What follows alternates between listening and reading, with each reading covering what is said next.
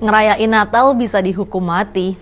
Serius. Tapi ini bukan di Indonesia ya. Kabarnya ini tuh terjadi di Korea Utara. Menurut CNBC di Korea Utara, Natal tuh nggak pernah dirayain secara terbuka. Sebagian besar warganya kan agnostik atau ateis. Nah, sejak dinasti Kim mulai membatasi kebebasan beragama pada tahun 1948. Natal nggak pernah dirayain lagi. Bahkan umat Kristen yang ketahuan merayakan Natal bisa dipenjara atau bahkan kena hukuman mati. Seorang warga sih boleh percaya pada agama, gereja juga ada di sana. Tapi umat Kristen dilarang merayakan hari Natal. Yang dikendalikan ketat bukan cuma agama Kristen. Di Korea Utara, azan sholat juga tidak boleh diperdengarkan. Umat Islam tetap bisa ditemukan di sana. Tapi kalau perayaan agama seperti Idul Fitri, paling-paling tuh yang dilakukan cuma di kedutaan negara asing. Jadi pelarangan Natal dilakukan di Korea Utara ini karena negara itu memang sangat komunis otoriter. Tapi pelarangan Natal sebenarnya tidak hanya dilakukan di negara itu. Dari laporan CNBC Indonesia, ada 5 negara yang tegas-tegas melarang perayaan Natal. Negara-negara itu adalah Somalia, Brunei Darussalam, Iran, Tajikistan, dan Korea Utara. Di Brunei ini misalnya, Natal juga nggak boleh dirayain terbuka.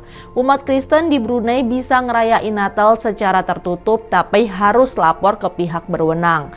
Larangan ini udah ada sejak 2014 karena kekhawatiran perayaan Natal yang berlebihan bisa bikin sesat di kalangan umat Muslim.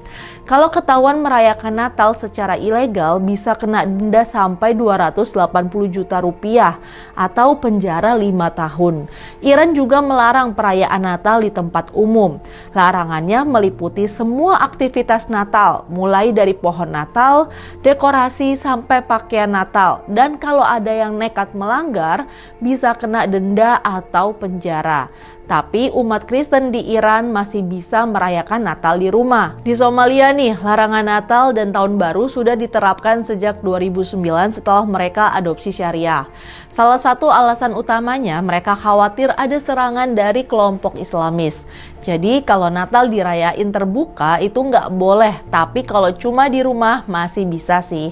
Tajikistan juga nggak izinin Natal dirayakan di tempat umum. Alasannya buat jaga stabilitas sosial dan agama di negara mereka. Tapi menariknya, Arab Saudi dan Turki yang dulunya punya kebijakan ketat soal Natal, sekarang udah nggak ngelarang loh.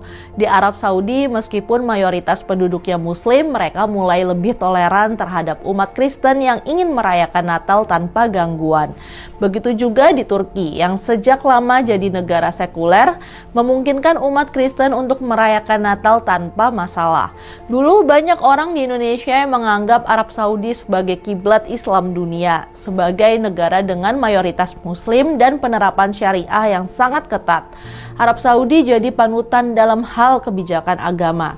Tapi Arab Saudi yang dulu dikenal dengan larangan keras terhadap perayaan Natal dan kegiatan keagamaan non-Islam mulai membuka diri. Karena itu mengherankan ya kalau di Indonesia masih ada aja pihak-pihak yang mempromosikan pelarangan Natal. Negara kita kan seharusnya mengedepankan toleransi dan keberagaman dengan semboyan Bhinneka Tunggal Ika. Yuk jaga toleransi antar umat beragama.